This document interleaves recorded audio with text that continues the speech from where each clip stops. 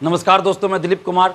दोस्तों, BPSC TRE 3 की परीक्षा जो 15 मार्च को हुई थी, उसकी दोनों पालियों का पेपर लीक था। आर्थिक अपराध इकाई ने भी जो प्रेस रिलीज जारी किया, जो रिपोर्ट जारी किया, उसमें स्पष्ट ये बात है कि टीआरई 3 का पेपर लीक था। पूरा सबूत है, पुख्ता सबूत है, लेकिन बीपीएससी मानने को तैयार नहीं है। और बीपीएससी आर्थिक अपराध इकाई ईओयू को ही चुनौती दे रही है। एक तरह से आर्थिक अपराध इकाई बिहार सरकार की ही एजेंसी है, साइबर सेल है, जो ऐसे मामलों की देखरेख करती है, जांच करती है।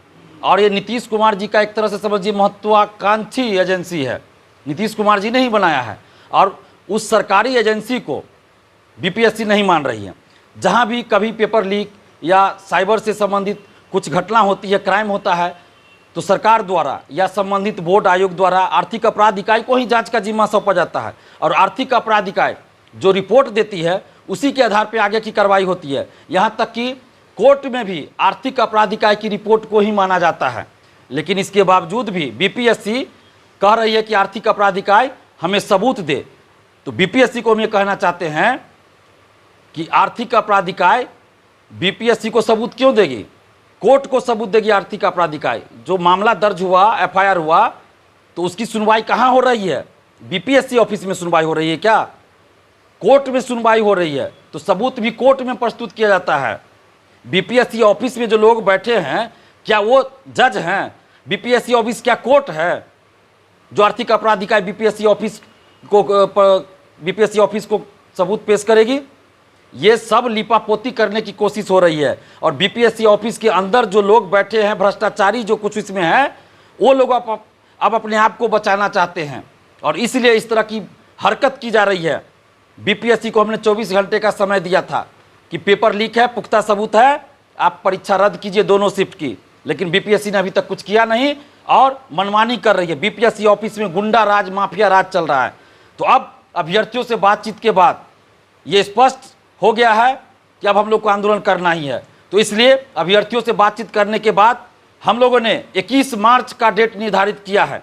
21 मार्च गुरुवार, बृहस्पतिवार को 11 बजे सुबह बीपीएससी ऑफिस आप लोग आइए और संख्या दिखाइए। जितनी ज़्यादा संख्या होगी उतनी जल्द सरकार हम लोगों की बातों को मानेगी। इसलिए 21 मार्च को सुबह 11 बजे बीपीएससी ऑफिस आना है और पेपर लीक के खिलाफ अपनी आवाज़ को बुलंद करना है। और सबूत भी प्रस्तुत करेंगे हम लोग, सबूत भी दिखाएंगे बीपीएससी को। आर्थिक अपराध इकाई तो दिखा ही रही है, हम लोग भी सबूत दिखाएंगे। और आप लोग के पास भी अगर जो भी कुछ सबूत हो लेके जरूर आइए। और पुख्ता सबूत है, दोनों शिफ्ट का पेपर लिखा है, इसलिए परीक्षा हर हाल में रद्द करनी होगी। और बिहार पुलिस मुख्यालय पटना जो है, वहाँ से ये जारी हुआ था प्रेस रिलीज, जिसमें ये कहा गया था कि पेपर लीक था और उसको चुनौती दे रही है बीपीएससी।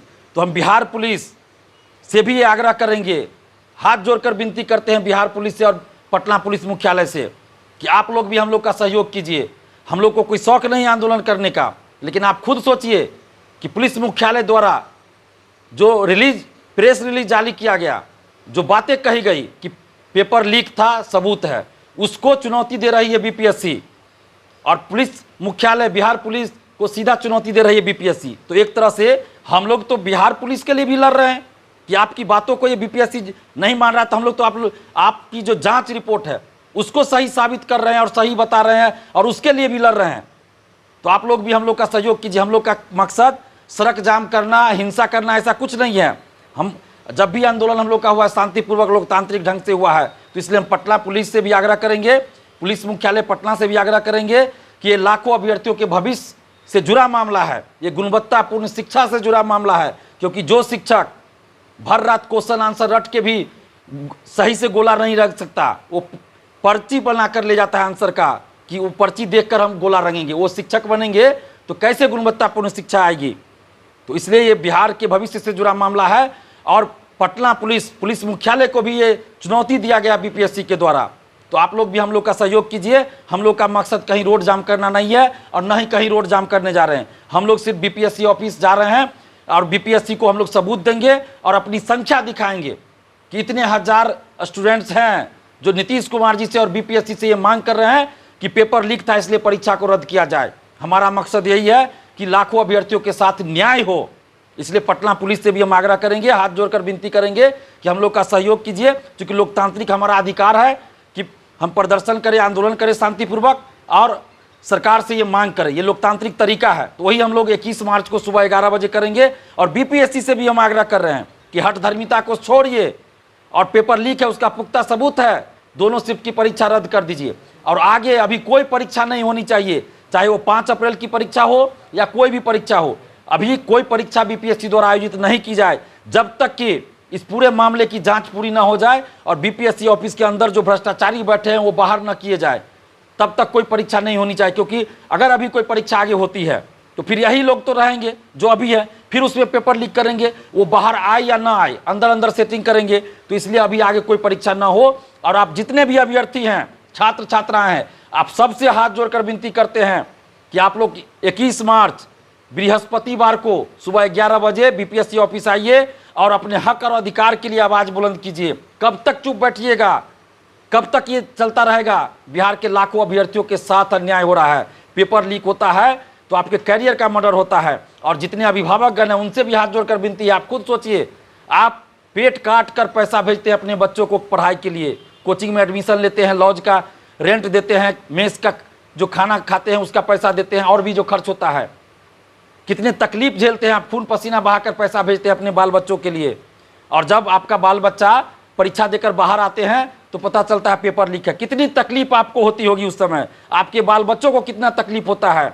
तो एक बार साथ दीजिए, आप लोग भी आइए, अपने बाल बच्चों को भी लेकर आइए, क्योंकि ये बिहार के समस्त जनता से जुड़ा मामला है, पूरे बिहार से जुड़ा मामला है, किसी एक व्यक्ति का ये मामला नहीं है। इसलिए हम आप सबसे आग्रह करें, हाथ जोड़कर विनती कर रहे हैं, जितने भी छात्र छात्राएं, अभिभावकगण हैं, सभी लोग आइए।